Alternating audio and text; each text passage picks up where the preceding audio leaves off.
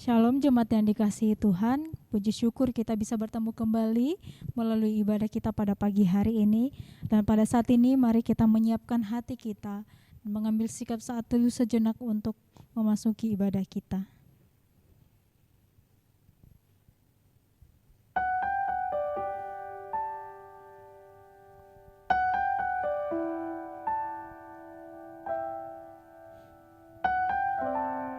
Amin. Mari kita memulai ibadah kita pada pagi hari ini dengan menyanyikan pujian Ku Sembah Kau ya Allahku.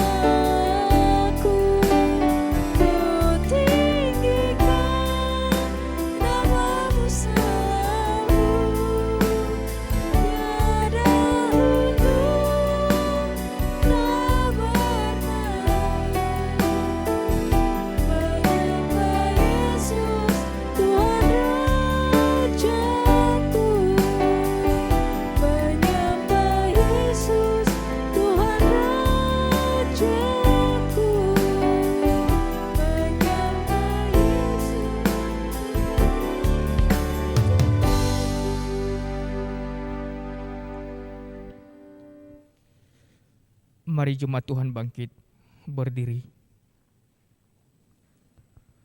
Masuklah pintu gerbangnya dengan nyanyian syukur, ke dalam pelatarannya dengan puji-pujian.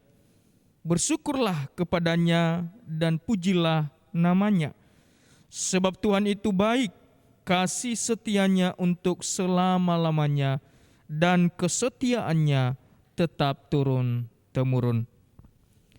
Kebaktian kita pada pagi hari ini didirikan dan dimulai di dalam nama Allah Bapa, Allah Putra dan Allah Roh Kudus. Turunlah atas kita sekalian anugerah, berkat, dan pertolongan dari Allah Tritunggal. Amin. Jemaat Tuhan dipersilakan duduk kembali. Oleh karena anugerahnya kita dibebaskan dari setiap hukuman dosa yang telah kita lakukan. Yang selayaknya kita dihukum oleh karena dosa-dosa yang kita lakukan. Tapi karena kasih-Nya, karena anugerah-Nya yang begitu besar, kita dibebaskan. Mari kita pujikan pengorbanan-Mu sempurna. Ku hidup oleh anugerah-Mu, yang terbaik ku terima dari-Mu. Rancangan-Mu indah bagiku, sebab ku hidup selalu di dalam-Mu. Tiada pernah ku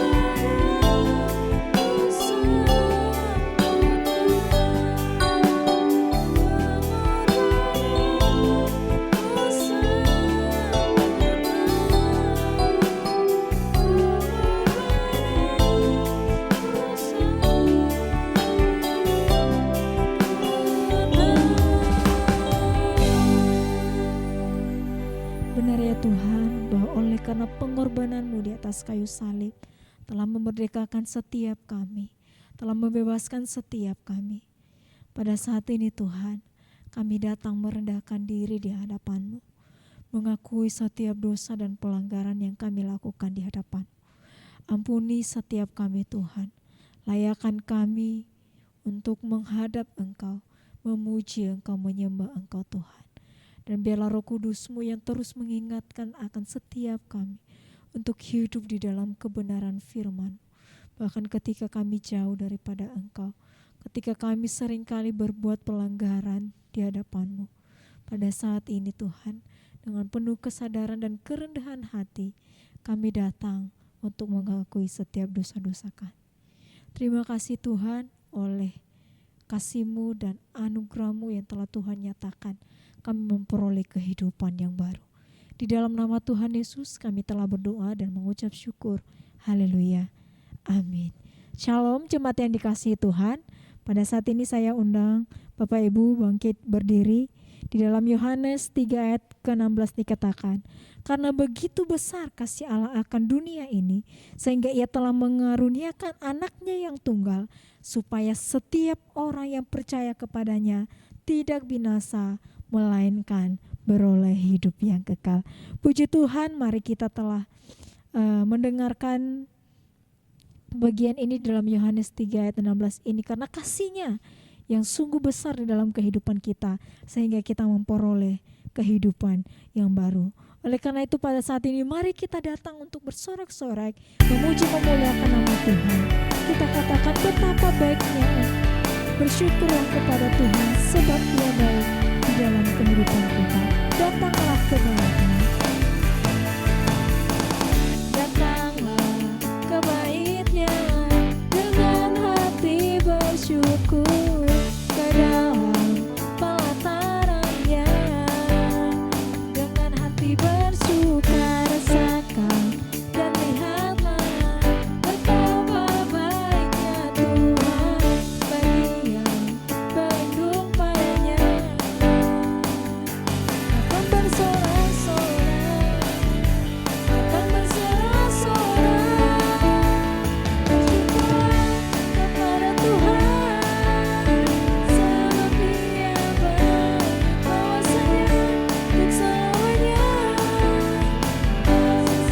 Bersyukurlah kepada Tuhan sebab Dia baik, bahwasanya untuk selamanya kasih setianya. Sekali lagi mari kita pujikan, datanglah ke bait-Nya. Datanglah ke bait-Nya dengan hati bersyukur, ke dalam pelataran-Nya dengan hati bersuka rasakan dan lihatlah betapa baiknya Tuhan bagi yang berlindung padanya. Akan bersorak-sorai, akan bersorak-sorai, bersyukurlah kepada Tuhan sebab Dia baik, bahwasanya untuk selamanya kasih setianya. Bersyukurlah kepada Tuhan sebab Dia baik, bahwasanya untuk selamanya kasih setianya. Bersyukurlah kepada Tuhan sebab Dia baik, bahwasanya untuk selamanya kasih setianya. Bersyukurlah kepada Tuhan sebab Dia baik, bahwasanya untuk selamanya, bahwasanya untuk selamanya, bahwasanya untuk selamanya kasih setianya. Haleluya, berikan kemuliaan untuk Tuhan. Mari kembali kita tetap memuji Tuhan, mari kita tetap bersorak-sorai. Kita katakan kasih Allah tak berkesudahan, selalu baru setiap pagi.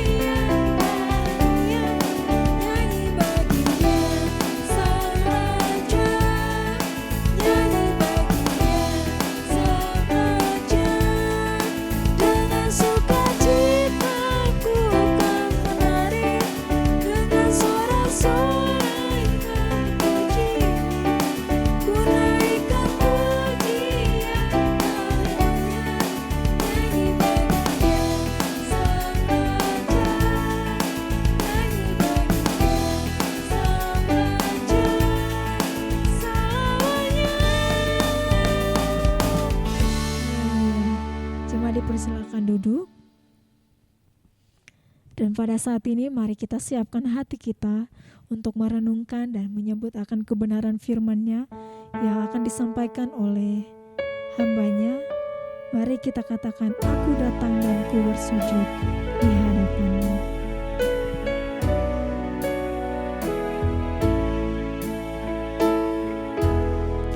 Aku datang dan ku bersujud di hadapan-Mu.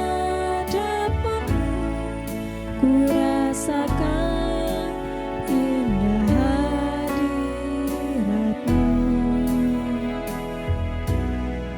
Kan ku buka mata hatiku dan seluruh jiwaku untuk ku nikmati firman-Mu. Firman-Mu yang kuasa untuk mengubah sikap hati. Firman-Mu yang tegarkan di saat ku terjatuh. Penuhkanlah berjalanku dengan air sunyi-Mu. Ku rasakan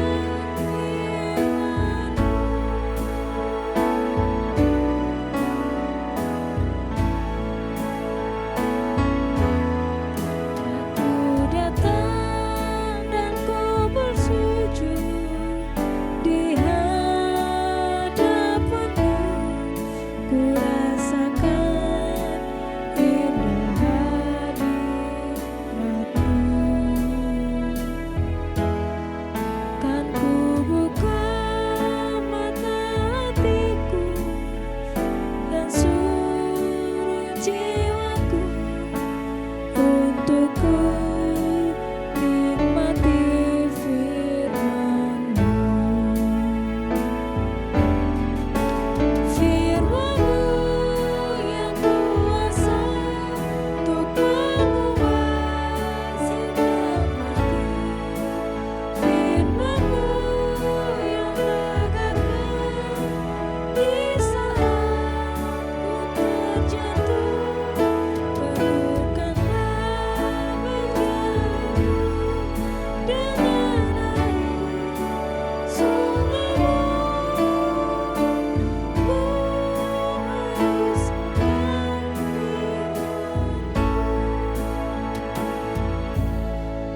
kepada hamba-Nya dipersilakan. Ya Tuhan, kami bersyukur pada saat ini kami akan mendengarkan firman Tuhan yang disampaikan oleh hamba-Mu Bapak Pendeta Saul. Kami memohon kekuatan dan hikmat daripada Tuhan, sehingga setiap kami jemaat-Mu sudah siap mendengarkannya.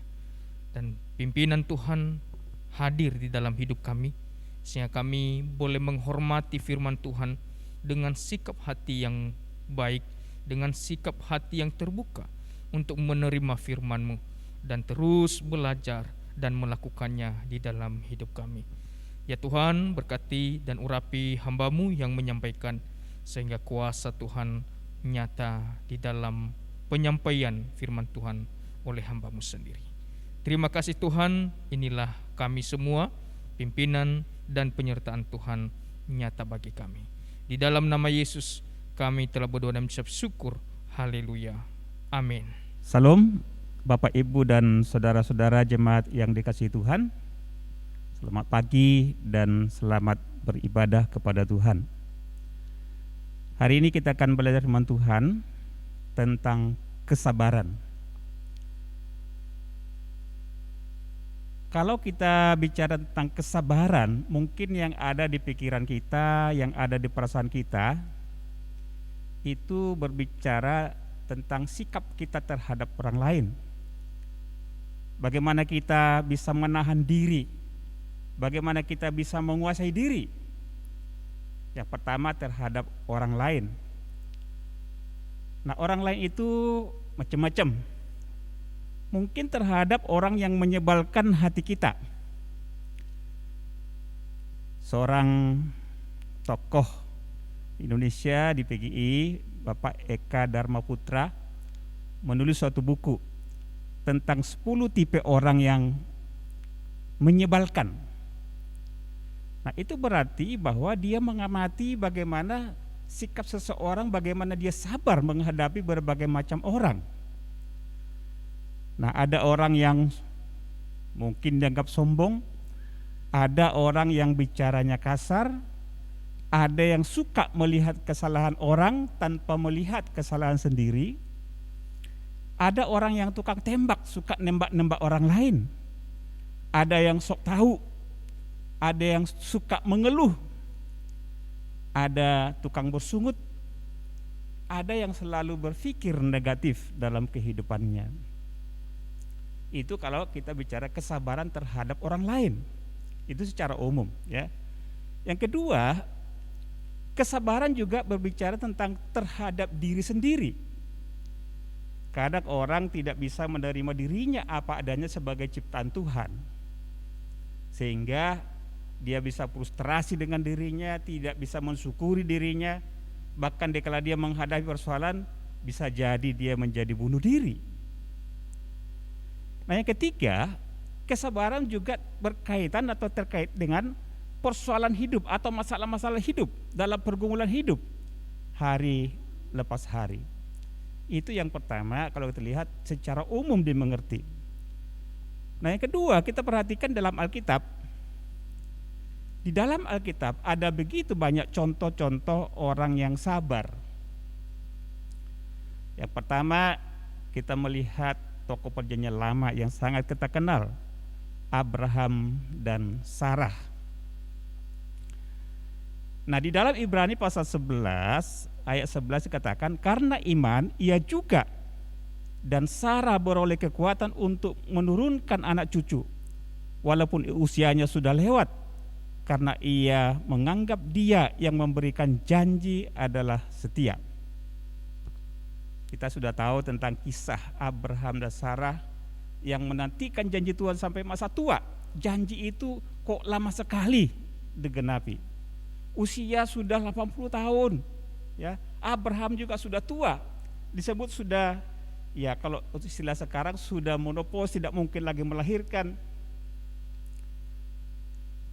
Walaupun memang menghadapi suatu godaan, sempat Sarah menyuruh Abraham untuk mengambil budaknya sebagai istrinya, yaitu Hagar. Tetapi pada saat Ismail lahir dari Hagar, Abraham sempat juga menanyakan kepada Tuhan, jika Tuhan berkenan kiranya Tuhan menerima Ismail. Tetapi Tuhan katakan tidak. Tetapi anak yang dijanjikan Tuhan melalui Sarah, itulah anak perjanjian. Walaupun ada kekurangannya, ada kekurangan Abraham, ada kekurangan Sarah, tetapi mereka tetap teguh berpegang. Kalau mereka mendengar firman Tuhan, mereka tetap teguh, sabar menanti janji Tuhan, yaitu keturunan yang janjikan oleh Tuhan. Contoh yang kedua yang sangat kita kenal dalam cerita Alkitab, yaitu Ayub. Tuhan mengizinkan Ayub mengalami suatu pergumulan yang sangat berat. Atas izin Tuhan, ia dicobai oleh iblis. Anak-anaknya meninggal, harta kekayaannya habis, bahkan istrinya sempat mengatakan dia, ya ngapain kamu ikut Tuhanmu, ya. Bahkan ya sehingga kita lihat di sini memang itu sangat berat. Bahkan dia bergumul di hadapan Tuhan. Tetapi dia sebut sama istrinya, engkau berbicara seperti perempuan gila. Kemudian datang sahabat-sahabatnya untuk menghibur dia, untuk menguatkan dia, menyampaikan rasa duka, yaitu Elipas, Bildad, dan Sofar. Tetapi pada akhirnya para penghibur-penghibur ini rupanya berpikiran negatif. Jangan-jangan Ayub ini berbuat dosa. Sehingga Ayub mengatakan, penghibur sialan kalian semua. Kita melihat Ayub bahwa Tuhan mengizinkan dia menghadapi berbagai penderitaan dan cobaan yang luar biasa. Tetapi pada akhirnya dia sujud menyembah kepada Tuhan dan berdoa.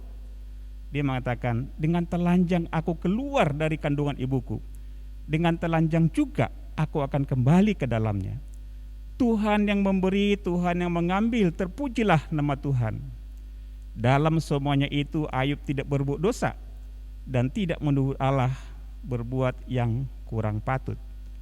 Itu yang kita lihat. Contoh yang kedua itu Ayub.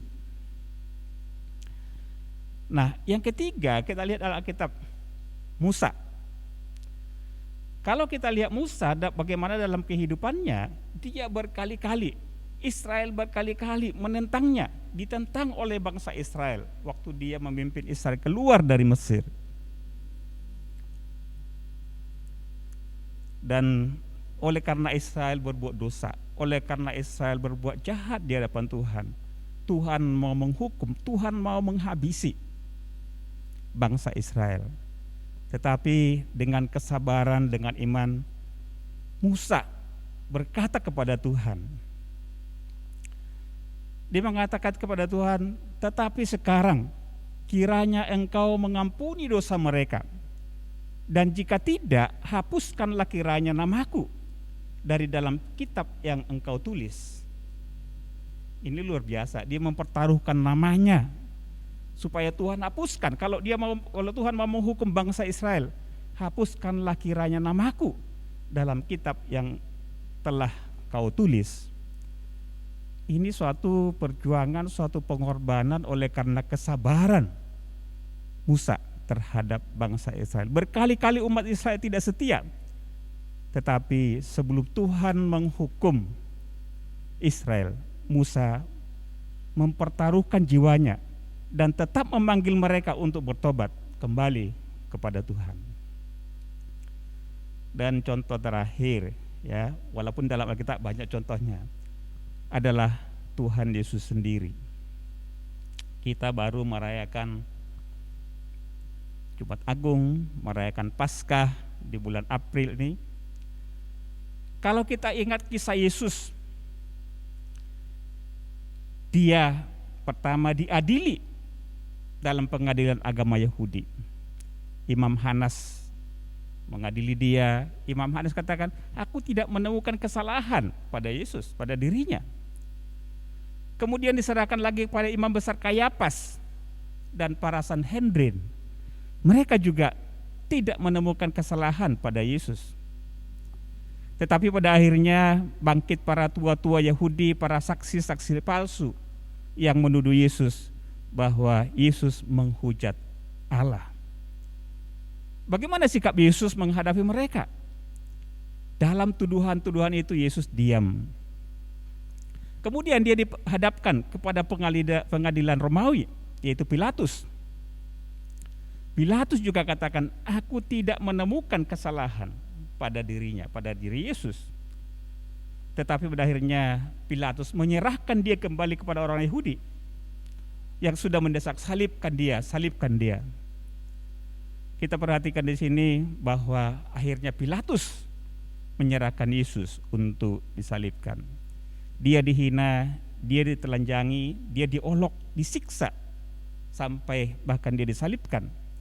Tetapi coba kita perhatikan kesabaran Yesus, kata-kata apa yang keluar dari mulut Yesus. Kata-kata apa yang terdengar dari Yesus sendiri dikala ia diolok, dikala ia disiksa. Yesus mengatakan di salib, ya Bapa, ampunilah mereka, sebab mereka tidak tahu apa yang mereka perbuat. Dan kemudian kita tahu dengan 7 perkataan Yesus di salib yang luar biasa. Kata-kata pengampunan, kata-kata kasih, itulah yang keluar dari mulut Yesus. Itulah contoh yang kita lihat tentang kesabaran. Beberapa contoh dalam Alkitab. Sekarang kita kembali kepada tema kita, khususnya saya akan ambil dari kitab Kolose, surat Paulus kepada jemaat di Kolose. Bagaimana nasihat Paulus tentang kesabaran? Walaupun banyak kitabnya, tapi saya ambil dari Kolose pasal yang ketiga, ayat yang ke-15, ayat yang ke-12 sampai 15. Demikianlah firman Tuhan. Karena itu sebagai orang pilihan Allah yang dikuduskan dan dikasihinya, kenakanlah belas kasihan, kemurahan, kerendahan hati, kelemah lembutan, dan kesabaran. Sabarlah seorang terhadap yang lain, dan ampunilah seorang yang lain apabila seorang menaruh dendam terhadap yang lain. Sama seperti Tuhan telah mengampuni kamu, kamu perbuat jugalah demikian. Ayat 14. Dan di atas semuanya itu, kenakanlah kasih sebagai pengikat yang mempersatukan dan yang menyempurnakan. Ayat yang ke-15. Hendaklah damai sejahtera Kristus memerintah dalam hatimu, karena untuk itulah kamu telah dipanggil menjadi satu tubuh, dan bersyukurlah. Kalau kita melihat ke dalam Alkitab, kata kesabaran atau sabar dalam bahasa Yunani disebut makrotumia. Apa itu makrotumia? Makrotumia ini atau kesabaran yang disebut makrotumia ini adalah semangat yang tak pernah hilang, kesabaran, kepercayaan, dan pengharapan terhadap sesamanya. Dia tidak akan pernah sinis, dia tidak putus asa. Walaupun sesamanya itu mungkin mengesalkan hatinya, dia nggak bodoh, keras kepala, menyakiti hatinya, berbuat jahat terhadap dirinya, dia sama sekali tidak terdorong untuk membalas kejahatannya, ya, dengan luka, dengan sakit hati dan amarah yang membara dalam hatinya. Dia tetap punya harapan bahwa sahabatnya itu, orang ini masih bisa berubah. Dia tetap punya pengharapan. Jadi semangatnya tidak pernah hilang, kesabarannya, kepercayaannya, pengharapannya terhadap sesamanya. Itulah yang dimaksud dengan makrotumia. Kesabaran orang beriman tentunya adalah cerminan dari kesabaran Yesus Kristus yang rela menanggung dosa kita dan tidak pernah mencampakkan kita. Itu yang kita lihat yang disampaikan oleh Paulus maupun oleh Yesus sendiri. Bagaimana kesabaran Yesus? Bagaimana kesabaran dia? Kalau kita perhatikan bagaimana dia bersikap terhadap murid-muridnya yang berbagai macam sikap. Petrus yang keras kepala, yang menggebu-gebu. Kemudian ada Thomas yang kurang percaya. Ada Yohanes yang mungkin lebih lemah lembut.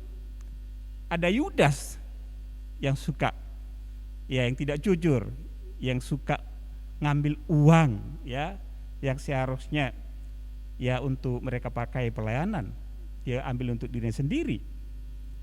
Bagaimana Yesus menghadapi mereka? Dengan memperhatikan, dengan tetap mengasihi mereka. Itulah kesabaran kita lihat dari contoh Yesus. Oleh karena itu kalau kita bicara kesabaran, kesabaran kita harusnya adalah cerminan daripada kesabaran Yesus terhadap diri kita. Nah, selain daripada itu, kalau dalam Perjanjian Baru kita lihat ada paduan kata antara kesabaran dan tekun. Tekun dan sabar. Nah, kalau tekun itu disebut hupomone dan sabar makrotumia, dipadukan kata tekun dan sabar. Nah, itu berarti bahwa kesabaran itu adalah kesabarannya aktif, bukan kesabaran yang pasif, bukan kesabaran yang pasrah, pasrah saja tidak berbuat apa-apa. Tapi kesabaran itu sesuatu yang aktif, yang giat, yang bertekun. Jadi kalau kata hupomone ini sebenarnya tekun yang tidak dapat dipatahkan oleh keadaan apapun. Jadi apapun keadaannya, dia tetap sabar dan berharap, dia tetap bertekun dalam kehidupannya. Nah, kemudian kalau makrotumia itu sabar yang tidak dapat dipatahkan oleh siapapun, karena itu bersihkan antara orang lain. Dan itulah doa Paulus supaya jemaat di Kolose itu mereka sabar dan bertekun dalam kehidupan mereka, walaupun mereka menghadapi banyak persoalan hidup. Dan itu juga yang dikatakan Yakobus dalam Yakobus pasal 1 ayat 12, dalam terjemahan lama saya bacakan, berbahagialah orang yang sabar menanggung pencobaan, karena sesudah ia tahan uji, ia akan menerima kelak mahkota hidup yang dijanjikan Allah kepada segala orang yang mengasihi Dia. Tahan uji, tekun menghadapi berbagai macam persoalan hidup, dan Tuhan akan memahkotai, memberikan mahkota hidup yang dijanjikannya. Itu dalam Yakobus 1:12. Jadi paduan kata tekun dan sabar ini artinya dia tidak pernah mundur, dia tidak pernah pasif, tetapi dia terus berjuang dalam hidupnya, tetap mengharapkan orang lain baik, tetap berharap kepada Tuhan, sehingga dia menghadapi segala persoalan itu dengan kemenangan. Nah, oleh karena itu, kalau kita lihat kepada Alkitab, selain dari kesabaran itu yang tekun, yang aktif, kesabaran itu juga kita lihat adalah merupakan sifat Allah sendiri. Allah itu adalah Allah yang sabar. Mazmur 103 ayat yang ke-8 katakan, Tuhan adalah penyayang dan pengasih, panjang sabar dan berlimpah kasih setianya. Berlimpah atau besar kasih setianya. Nah, artinya bahwa dengan tegas katakan Tuhan itu sabar, adalah sifat Allah sendiri, Allah yang penyabar. Kadang kalau kita perhatikan hidup kita, manusia itu ada begitu banyak dosa, kekurangan, kesalahan. Kalau sekiranya Tuhan langsung menghukum, habislah kita semua, ya. Tapi Tuhan sabar, memberikan kesempatan kepada manusia untuk merenungkan dirinya, untuk bertobat, untuk kembali kepadanya. Makanya sifat Allah disebut Tuhan itu adalah penyayang dan pengasih, panjang sabar dan berlimpah kasih setianya. Nah, kemudian kalau kita lihat lagi dalam surat-surat Paulus, kesabaran itu adalah juga buah Roh Kudus. Di dalam Galatia pasal 5 ayat 22-23, buah Roh Kudus salah satunya adalah kesabaran. Buah roh ialah kasih, sukacita, damai sejahtera, kesabaran, kemurahan, kebaikan, kesetiaan, kelemah lembutan, penguasaan diri. Dipadukan kata dengan kesabaran dan penguasaan diri. Ya, memang tidak ada orang yang sabar kalau tidak bisa menguasai dirinya. Tapi secara prinsip kita lihat di sini, karena kesabaran itulah sifat Allah, kesabaran itulah buah Roh Kudus. Oleh karena itu, sumber kesabaran itu adalah Allah sendiri. Kalau kita mau jadi orang yang sabar, harusnya kita selalu datang kepada Tuhan, berdoa, minta pertolongan Tuhan. Dan yang terakhir, bagaimana kita menjadi sabar? Mari kita belajar kembali kepada ayat yang kita baca di Kolose. Bagaimana nasihat Paulus tentang kesabaran kepada jemaat di Kolose. Gereja di Kolose memang waktu itu menghadapi berbagai macam tantangan yang besar, khususnya pengajaran sesat dari Gnostik. Artinya di dalam gereja sendiri ada pergolakan, ada pergumulan dalam gereja di Kolose. Di sana memang jemaatnya terdiri dari berbagai macam latar belakang, ada orang Yunani, ada orang Romawi, dan ada suku-suku lain, suku bangsa lain. Di antaranya orang Yunani mungkin dianggap sebagai pembual, ya, karena mereka menganggap diri, ya, memiliki pengetahuan yang tinggi dengan filsafat Gnostiknya. Pada waktu itu ada suatu tantangan besar tentang kemanusiaan Yesus. Mereka tidak mengakui kemanusiaan Yesus karena aliran Gnostik ini, ajaran sesat Gnostik mengatakan bahwa pada dasarnya tubuh itu adalah materi, inilah jahat, dan roh itu adalah kudus. Sehingga tidak mungkin Allah yang kudus itu menjadi manusia, menjadi daging. Sehingga mereka katakan ya Yesus itu hanya bayangan saja, bukan tubuh manusia yang sesungguhnya. Nah, ini juga menjadi tantangan tentang doktrin keselamatan. Kalau Yesus bukan manusia, bagaimana dia bisa menebus kita manusia? Tentunya dia tidak bisa menggantikan kita untuk menanggung dosa kita. Kemudian di gereja, waktu gereja Kolose juga menghadapi suatu persoalan yang besar. Ada yang terlalu mementingkan hal-hal yang lahiriah tentang makanan, tentang minuman, tentang hari-hari raya, tentang bulan-bulan baru, tentang Sabat, dan tentang sunat. Hal-hal yang lahiriah, tapi hidup mereka sehari-hari tidak berubah. Kemudian dalam pasal 2 ayat 18, ada yang berpura-pura merendahkan diri, ada yang beribadah kepada malaikat. Kita tidak bisa bayangkan bagaimana keadaan jemaat yang berbagai macam pandangan dalam satu gereja. Itulah pergumulan jemaat. Kemudian ada juga praktek ibadah asketisme, menyiksa diri, memuaskan diri. Paulus katakan itu adalah ibadah buatan manusia sendiri untuk memuaskan diri sendiri. Nah, dalam situasi yang seperti itu, tentunya selain dari tantangan kehidupan, bagaimana nasihat Paulus? Ada 4 nasihat Paulus yang menjadi kesimpulan yang bisa kita ambil pelajaran tentang nasihat sabar dari kitab Kolose. Bagaimana kita menjadi orang yang sabar dalam kehidupan, menghadapi segala persoalan dalam hidup kita.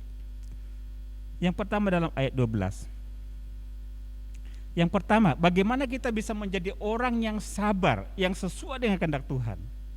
Yang pertama, mari kita padukan kesabaran itu dengan belas kasihan, kemurahan, kerendahan hati, kelemah lembutan sebagai pakaian dalam seluruh kehidupan kita.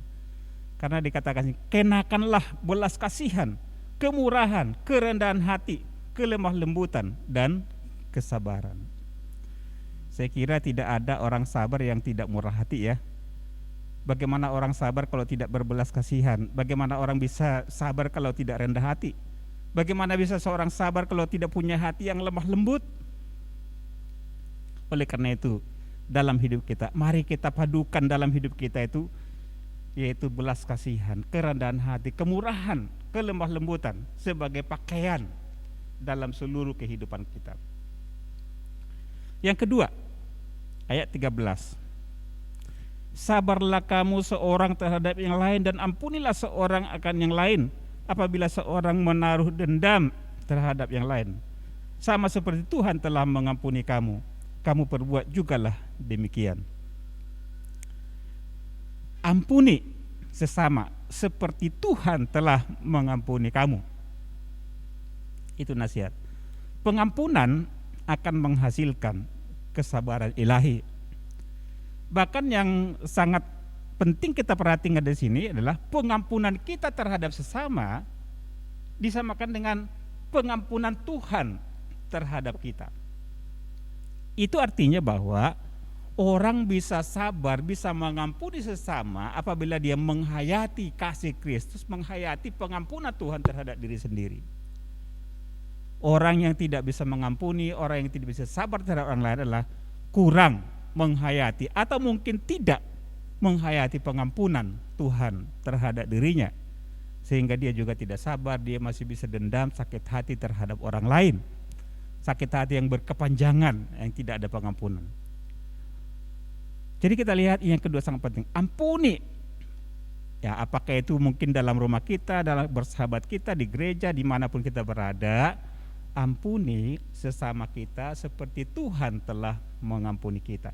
Hayati dulu pengampunan Tuhan, baru kita bisa mengampuni sesama kita. Yang ketiga, sebagai kesimpulan yang ketiga, dalam ayat yang ke-14, di atas semuanya itu kenakanlah kasih sebagai pengikat yang mempersatukan dan menyempurnakan. Kenakan, pakaikan kasih sebagai pengikat yang mempersatukan. Kasih akan menghasilkan kesabaran yang ilahi. Tanpa kasih kita tidak mungkin bisa sabar dengan baik terhadap orang lain. Kesabaran yang benar apabila dasari dengan kasih. Dan yang terakhir, ayat yang ke-15. Hendaklah damai sejahtera Kristus memerintah dalam hatimu, karena untuk itulah kamu telah dipanggil menjadi satu tubuh. Dan bersyukurlah. Artinya bahwa kita harus membuka diri terhadap damai sejahtera Kristus yang memerintah. Artinya menguasai diri kita, menguasai hati kita. itu akan menghasilkan kesabaran yang ilahi. Tanpa damai sejahtera Kristus menguasai kita, memerintah, menguasai diri kita, kita tidak akan bisa menjadi orang yang sabar, yang sesuai dengan kehendak Tuhan. Oleh karena itu, Bapak Ibu yang kasih dalam Tuhan, marilah kita berdoa untuk kehidupan kita, supaya kita bisa memadukan kesabaran kita dalam menghadapi kehidupan. Apakah terhadap orang lain, apakah terhadap diri sendiri, apakah terhadap segala persoalan yang kita hadapi. Pakaikan kasih, padukan dengan kerendahan hati, kelemah lembutan, dan kesabaran, belas kasihan, sehingga kesabaran itu menghasilkan kesabaran yang ilahi yang memuliakan Tuhan. Ampuni sesama kita, apakah itu mungkin suami, istri, anak-anak kita, saudara kita dalam gereja, karena tanpa pengampunan, ya Tuhan Yesus katakan, kalau kita tidak mengampuni sesama, Tuhan juga tidak mengampuni kita. Pengampunan akan menghasilkan kesabaran, pengampunan akan memulihkan kehidupan kita. Kenakan kasih sebagai pengikat yang mempersatukan. Buka diri terhadap damai sejahtera Kristus menguasai diri kita. Kiranya Tuhan memberkati kita. Mari kita berdoa. Ya Tuhan, kami telah mendengar firman-Mu dan hamba-Mu menyampaikannya secara terbatas. Tapi biarlah Roh Kudus untuk memperluas, memperdalam firman-Mu dalam hati kami, supaya firman-Mu dapat kami lakukan untuk hormat kemuliaan bagi nama Tuhan. Karuniakanlah roh kesabaran dalam hidup kami, sehingga kami sabar menghadapi segala persoalan dalam kehidupan kami. Sabar bersikap terhadap sesama kami, sabar bersikap terhadap diri kami sendiri. Dengan segala kekurangan kami bisa menerima diri sebagai ciptaan Tuhan. Biarlah melalui kesabaran yang Tuhan karuniakan, kami bisa memuliakan Tuhan dalam kehidupan kami. Terima kasih Tuhan. Di nama Yesus kami berdoa, bersyukur kepadamu. Amin. Terima kasih, Tuhan berkati. Saudara, sebelum kita menerima perjamuan kudus pada pagi hari ini, sekali lagi saya undang kita menenangkan diri di hadapan Tuhan untuk berdoa, untuk menerima perjamuan kudus.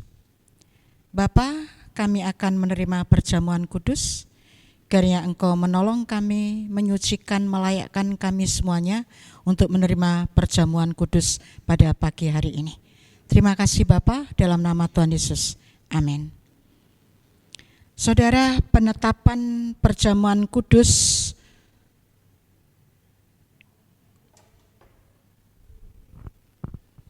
Tuhan Yesus memerintahkan perjamuan kudus, yaitu bahwa Tuhan Yesus pada waktu malam ia diserahkan, ia mengambil roti, dan sesudah itu ia mengucap syukur atasnya, ia memecah-mecahkannya dan berkata, "Inilah tubuhku yang diserahkan bagi kamu, perbuatlah ini menjadi peringatan akan aku." Demikian juga ia mengambil cawan dan berkata, "Cawan ini adalah perjanjian baru yang dimeteraikan oleh darahku. Perbuatlah ini setiap kali kamu meminumnya menjadi peringatan akan aku. Sebab setiap kali kamu makan roti dan minum cawan ini, kamu memberitakan kematian Tuhan sampai ia datang kembali." Saya akan bacakan persyaratan mengikuti perjamuan kudus. Saudara, mari kita memeriksa diri kita masing-masing di hadapan Tuhan. Bila ada dosa, ada hal-hal yang tidak berkenan di hadapan Tuhan, mari kita mengakuinya supaya kita layak untuk menerimanya. Yang kedua, sesuai dengan aturan gereja, yang dapat mengikuti perjamuan kudus adalah mereka yang telah menerima baptisan dewasa atau sidi, serta mengaku percaya kepada Tuhan Yesus sebagai Tuhan dan Juru Selamatnya. Dan jika ada di antara saudara, ada anggota gereja lain yang akan mengikutinya, apabila ia sudah mempersiapkan diri, dipersilahkan. Sekali lagi mari saya undang kita masuk di dalam doa sebelum menerima perjamuan ini. Inilah kami Bapa, yang penuh dengan kekurangan dan kelemahan. Jikalau ada dosa dan pelanggaran yang kami sengaja maupun tidak, kami mohon pengampunan daripada Engkau, supaya pada saat kami makan dan minum anggur, kami boleh dikuatkan dan dilayakkan di hadapan Tuhan. Dan kami siap untuk menerima perjamuan. Dalam nama Tuhan Yesus, amin. Saya mengundang untuk jemaat yang siap mengikuti perjamuan pada pagi hari ini untuk bangkit berdiri. Dan kita memegang roti di sebelah tangan kita. Yesus Kristus berkata, "Inilah tubuhku, ambillah, makanlah sebagai peringatan kematian Kristus bagi kita semua." Mari dengan iman dan rasa syukur kita terima.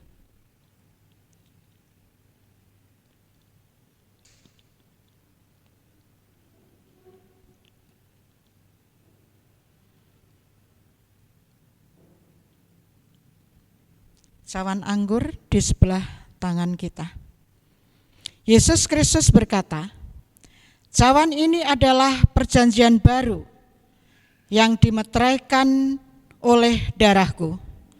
Ambillah, minumlah sebagai peringatan darah Yesus Kristus telah dicurahkan untuk kita semua." Mari dengan iman dan rasa syukur kita minum bersama.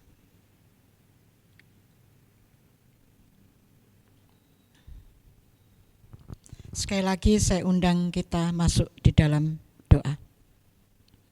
Terima kasih Bapa, kami telah menerima roti yang melambangkan tubuh Kristus, anggur yang melambangkan darah Kristus yang telah dicurahkan untuk menebus dosa kami semua. Biarlah setiap kami meminum dan memakan anggur ini, kami terus-menerus diingatkan betapa kasih-Mu yang luar biasa dan pengorbanan-Mu untuk keselamatan kami. Dan untuk meneguhkan iman kami bahwa kami tidak sendiri di dalam dunia ini karena Kristus bersama-sama dengan kami. Terima kasih Bapa, dalam nama Tuhan Yesus kami sudah berdoa. Amin. Mari Bapak Ibu Jemaat bangkit berdiri, kita mengikrarkan pengakuan iman rasuli. Aku percaya kepada Allah Bapa yang Maha Kuasa, Khalik langit dan bumi, dan kepada Yesus Kristus Anak yang tunggal Tuhan kita, yang dikandung daripada Roh Kudus, lahir dari anak darah Maria, yang menderita sengsara di bawah pemerintahan Pontius Pilatus, disalibkan, mati dan dikuburkan, turun ke dalam kerajaan maut. Pada hari yang ketiga bangkit pula dari antara orang mati, naik ke surga, duduk di sebelah kanan Allah Bapa yang Maha Kuasa. Dan dari sana Ia akan datang untuk menghakimi orang yang hidup dan yang mati. Aku percaya kepada Roh Kudus, gereja yang kudus dan am, persekutuan orang kudus, pengampunan dosa, kebangkitan orang mati, dan hidup yang kekal. Amin. Jemaat Tuhan persilakan duduk kembali. Mari kita bersama-sama berdoa syafaat. Kami bersyukur ya Tuhan atas segala kebaikan dan anugerah-Mu bagi setiap kami. Pada pagi hari ini kami boleh bersama-sama beribadah, memuji Tuhan, dan belajar akan firman-Mu. Biar setiap apapun yang kami boleh terima dan nikmati di dalam hidup ini, kami tetap sadar bahwa itu semua karena pertolongan dan penyertaan Tuhan bagi hidup kami. Saat ini juga ya Tuhan, kami berdoa buat bangsa negara kami Indonesia. Kami berdoa buat pemimpin-pemimpin bangsa kami, untuk Bapak Presiden, Bapak Wakil Presiden, jajaran menteri, bahkan pemerintahan yang ada, baik di pusat bahkan di daerah-daerah. Tuhan yang memberikan kesehatan yang baik, Tuhan memberikan kekuatan, bahkan hikmat-Mu untuk boleh mengerjakan, melaksanakan setiap tanggung jawab yang ada, yang Tuhan percayakan bagi mereka. Kami juga berdoa buat daerah NTT yang beberapa hari minggu yang lalu mengalami musibah bencana. Tuhan yang memberikan kekuatan dan penghiburan kepada keluarga yang mengalaminya.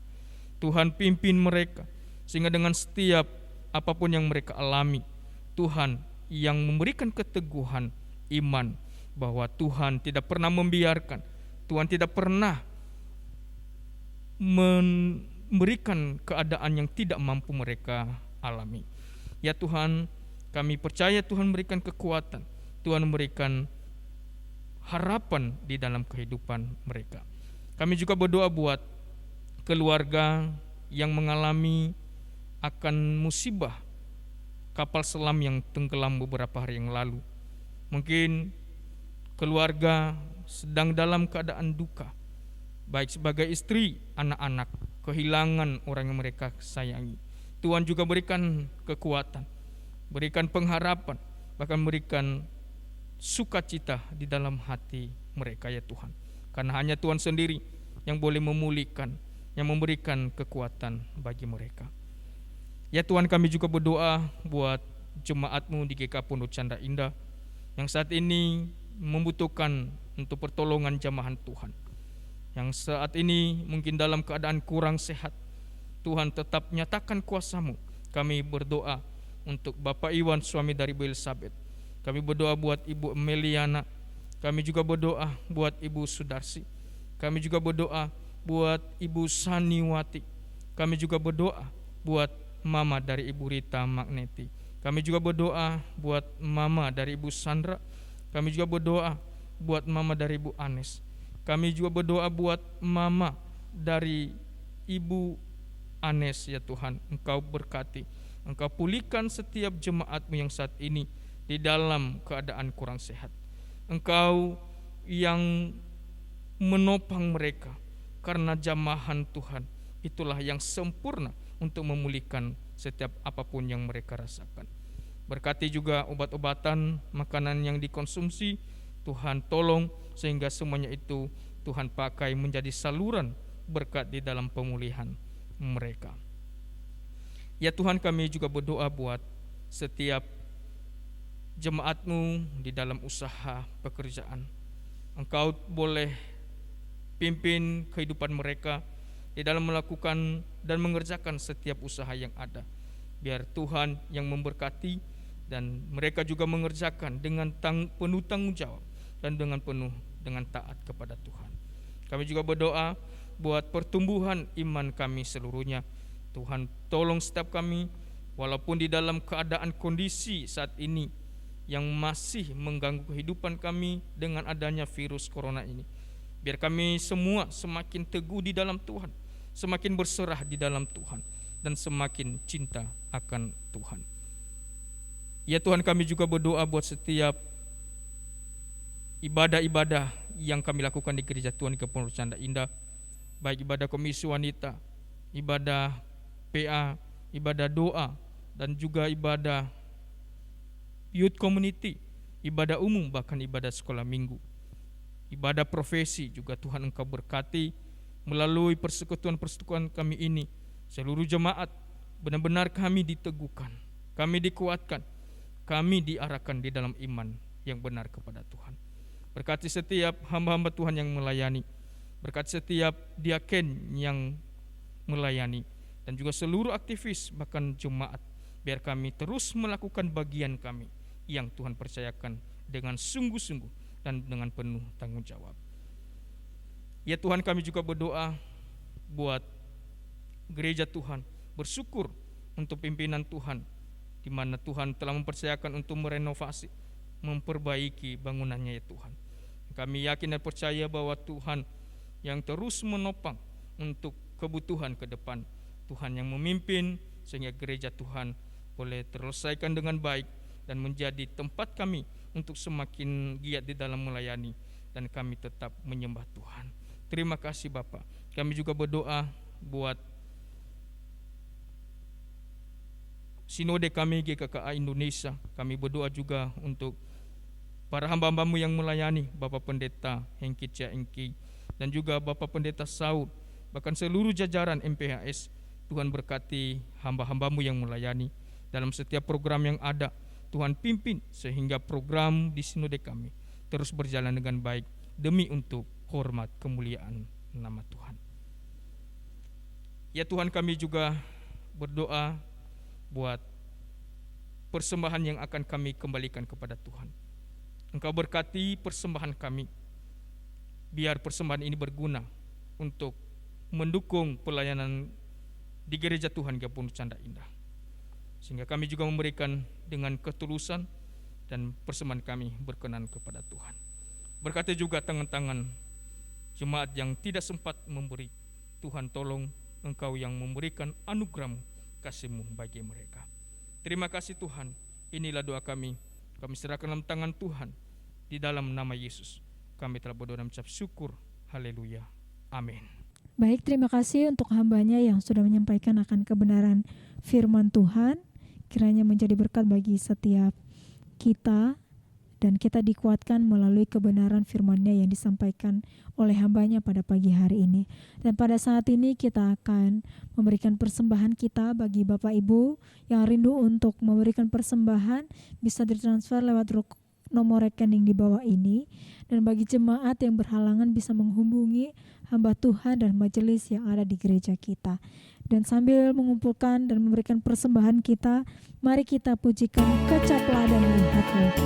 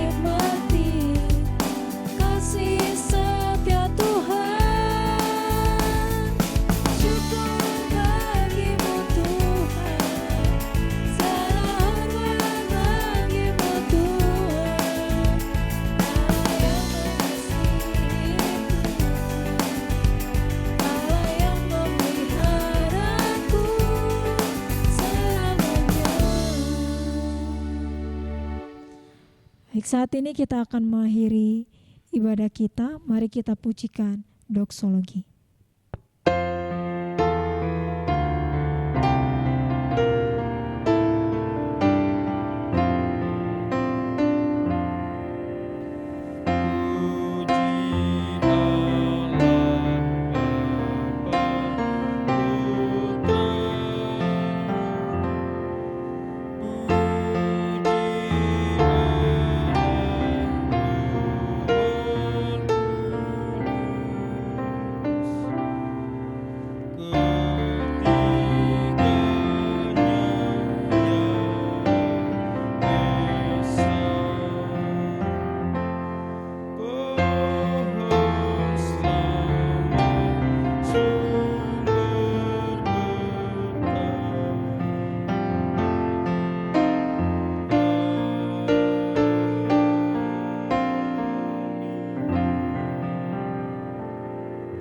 Mari kita pulang dan kita arahkan hati kita terima berkat daripada Tuhan. Tuhan memberkati kita dan melindungi kita. Tuhan menyinari wajah-Nya kepada kita dan memberi kita kasih karunia. Tuhan menghadapkan wajah-Nya kepada kita dan memberi kita damai sejahtera, mulai dari sekarang sampai selama-lamanya. Amin. Amin.